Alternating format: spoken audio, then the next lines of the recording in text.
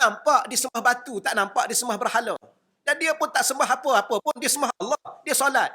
Tapi ada dalam dirinya, ada yang dinamakan syirkun khafiyun yang tersembunyi. Sebab tu kalau setiap diri ni, diri masing-masing, jangan tengok orang, adalah mungkin ada wujud dalam diri itu syirik yang tersembunyi. Apa maksudnya syirik yang tersembunyi itu? Jadi sekarang kita faham, kan dulu pernah mengaji, syirik ni ada dua bahagian. Satu syirik yang disebut jali, syirkun jaliyun. Kalau bahasa Arab, syirik yang nyata, yang jelas, yang nampak terang-terang. Mana yang nampak? Yang sembah terang-terang lain Allah. Sembah pokok, sembah batu, sembah berhala. Terang-terang dia letak berhala depan, dia sembah. Itu syirik yang nyata dan jelas. Itu kafir. Nyata dan jelas. Ada satu lagi, tak nampak dia sembah batu, tak nampak dia sembah berhala. Dan dia pun tak sembah apa-apa pun, dia sembah Allah, dia solat. Tapi ada dalam dirinya, ada yang dinamakan syirkun khafiyun yang tersembunyi. Yang kadang-kadang dia pun tak sedar. Saya tak sedar, kita tak sedar. Baik. Apa maksud syirik yang tersembunyi? Iaitu semua diri kamu. Atau kalau boleh juga kita cakap, semua perkara berkait dengan dirimu. Sama ada perbuatanmu, sifatmu, saya tambah tu ya, supaya kata penegasan. Tapi kalau bahasa Melayu dia tak cakap macam tu. Bahasa Melayu sama ada perbuatan, sifat atau diri kamu. Tapi kalau kita nak tegaskan, setiap perbuatan kamu, sifat kamu, hatta seluruh dirimu, wahai hamba. Dia letak di sini, wahai hamba. Supaya kita sedar, yang pertama sekali, kita tidak lebih daripada seorang hamba. Apa gelar kita sekalipun. Ya, kadang-kadang ada orang ni dia suka kejar gelaran. Ya, lepas dapat satu gelaran. Betul ya? Suka tak mengejar gelaran? Ada yang suka, dia tengok tu. Maka apa saja, tapi hidup ini, Syekh saya ulang lagi sekali, saya pernah sebut sebelum ni. Al-abdu abdun ala kulli hal. Ataupun al-abdu abdun fi kulli hal. Hamba ni adalah hamba dalam semua keadaan.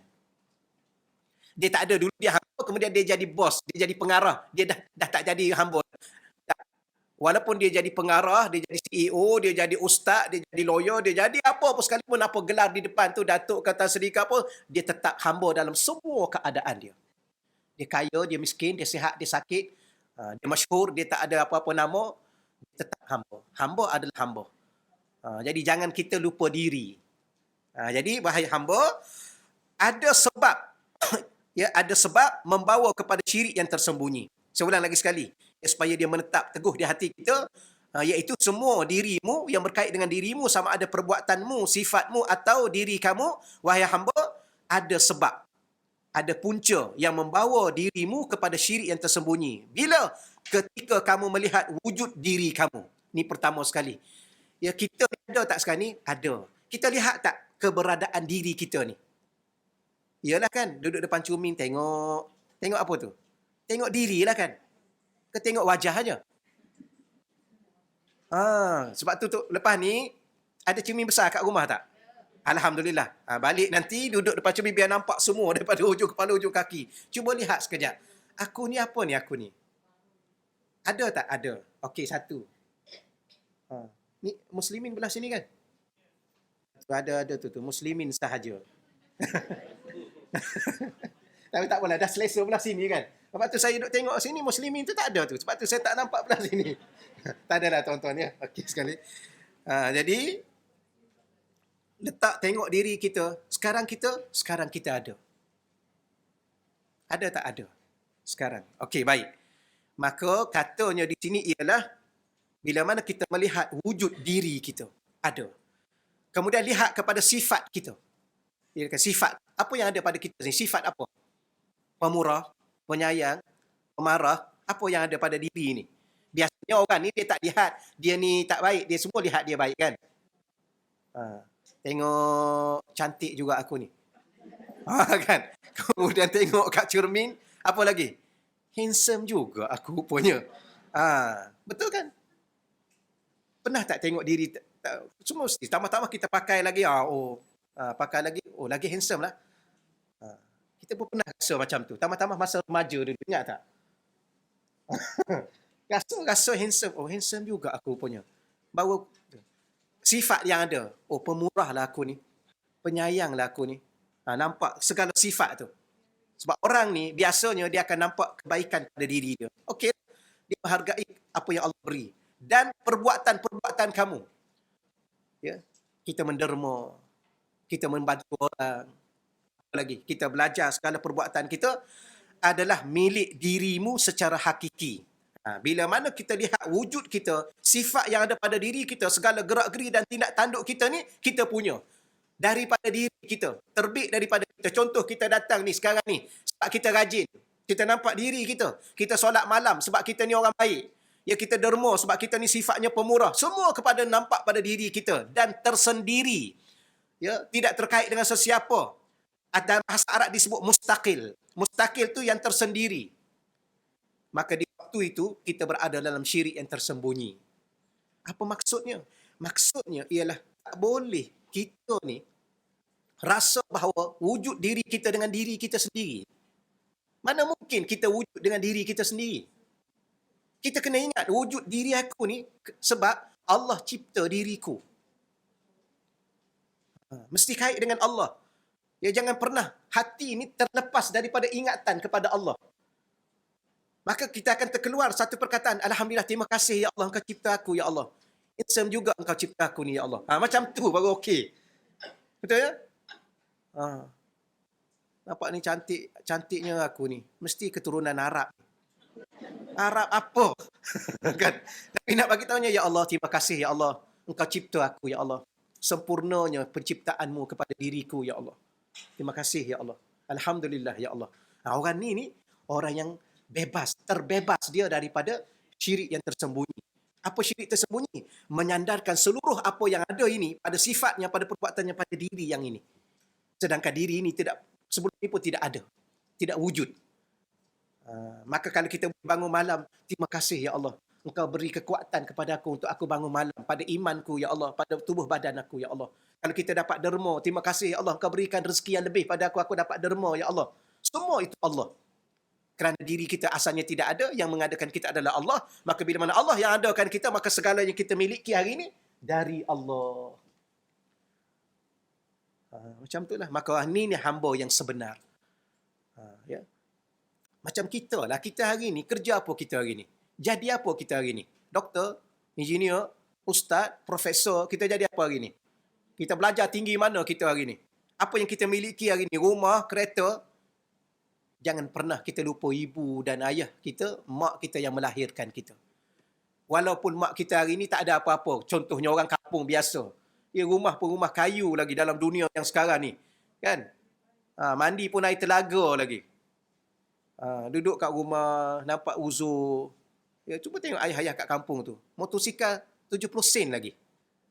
Kan? Anak-anak ni dah macam-macam dah. Superbike dan sebagainya.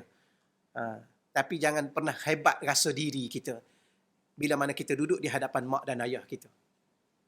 Ya, sepatutnya kita dengan mak dan ayah ni jangan pernah kita duduk satu taraf, satu sama. Dia duduk atas kursi, kita duduk kursi juga. Jangan, kalau boleh, dia atas kursi, kita duduk bawah je. Ya, mak duduk atas, mak duduk atas, saya duduk bawah. Tak layak kita nak duduk satu baris ni macam ni sebenar-benarnya. Betul? Layak tak kita duduk, mak kita duduk atas kursi, kita duduk atas kursi juga. Kita dengan mak sama tinggi. Tak layak sebenarnya. Tapi kita sekarang ni duduk atas kursi. Duduk mak, duduk. Itu kalau tak kena gaya secara halusnya, kita masih tidak beradab dengan seorang ibu yang melahirkan kita. Seorang ayah yang membesarkan kita. Bagaimana dengan Allah yang mencipta ibu dan ayah kita? Ini benda halus ya, benda halus. Sebab tu dia panggil khafi. Khafi ni kita nak cakap bahasa apa dalam itu ya? Baik, nak bagi tahunya ada satu ayat, ya'lamu sirra wa akhfa. Ada satu ayat Quran, Allah dia maha mengetahui sirra. Apa makna sirra? Benda yang rahsia. Wa akhfa, yang tersembunyi di dalam rahsia itu. Ya wallahualam, kita pun tak tahu nak terjemah apa. Ya. Sir tu dah rahsia. Rahsia ni tak tahu. Mana kita tahu? Rahsia. Yang dah tahu tu bukan rahsia. Sebab tu jangan cakap kat orang, ya, ini saya cerita ni rahsia tau. Dah, tak payah dah. Dah payah dah. Rahsia tu kita seorang dengan Allah, itu rahsia. Ni bukan main lagi ya, saya cerita ni. Saya hanya percaya you seorang saja. Sebab ini rahsia. Rahsia apa dah buka dah. Ya. Ataupun dia cakap rahsia kita berdua. Tak apalah, nak bagi tahunya ada satu perkataan dalam Al-Quran, rahsia, Allah tu Maha mengetahui benda rahsia yang tersembunyi di dalam rahsia itu. Maka khafi. Ya, khafi. Yang tadi lebih dalam lagi. Ni khafi ni ada masih boleh dikesan akhfa. Itu bahasa Arab. Boleh insya-Allah.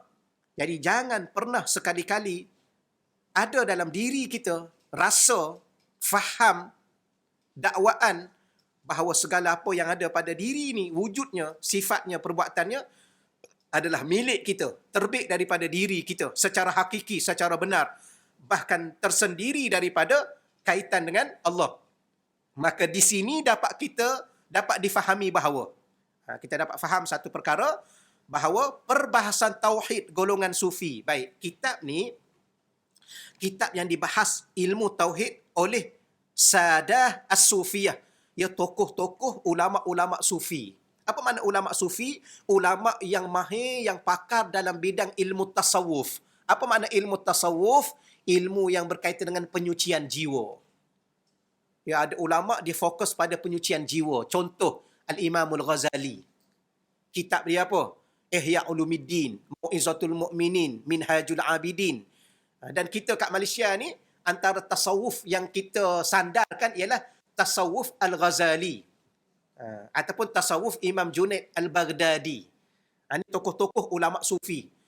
Fokus dalam bidang ilmu, perbahasan ilmu yang fokus pada satu, iaitu hati. Apakah fokusnya? Penyucian hati, penyucian jiwa. Sehingga tak ada lagi dalam hati mereka sangka buruk pada orang. Ya? Hatta orang tu cakap apa pun kat diri dia, dia tetap bersangka baik. Kerana apa? Kerana tu orang yang cakap kat kita tu, contohlah, minta maaf ya, contoh orang-orang tiba-tiba datang. Tak ada apa-apa sebab, tiba-tiba seorang datang jumpa dengan kita. You ni bodoh lah, dia cakap kat kita. I buat apa kat you? Dia kata, you tak buat apa-apa kat I. Habis yang you kata I bodoh. Yalah, I nak cakap you bodoh. Terima kasih ya, dia pun tinggal kat kita. Kita nak cakap apa tu?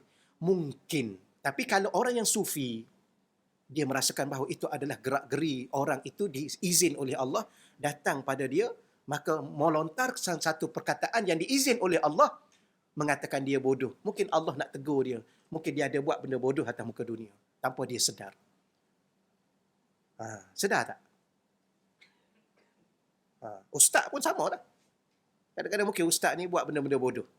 Apa benda bodoh? Salah satunya, dia mengajar, dia tak buat apa yang dia ajar. Cerdik tak? Dia ajar orang. Dia suruh solat. Dia tak solat. Contoh. Dia ajar orang bangun malam.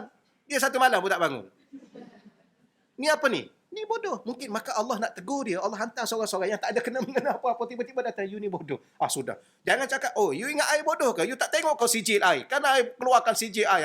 Sudah. Ni ada orang ni macam ni lah. Cara dia. Maka dia keluarlah. Dia tulislah. Sijil dia, berjela-jela sijil dia. Yalah, ada sijil pun. Kalau dah bodoh. Contoh ni ya, minta maaf. Saya tak suka guna. Tapi contoh. Kalau orang datang cakap kat kita. Jangan pula kita pergi cakap kat orang. Jangan pula kita pergi-pergi kita cakap bodoh kat dia. You ni bodoh lah. Dia kata kenapa? Ini Allah hantar supaya cakap kat you bodoh. Ini mental lah. Jangan cakap macam tu lah ya. Okey, selesai insya-Allah. Tapi orang sufi dia mengajar begitu. Hatta orang datang pukul dia pun. Ya, ada seorang sufi tu orang datang pukul-pukul dia. Kemudian orang tahan. Kenapa kamu pukul dia? Ni aulia Allah, ni wali Allah. Maka orang pun, ya ke ni wali Allah? Ya. Maka dia pun minta maaf. Orang yang pukul tadi.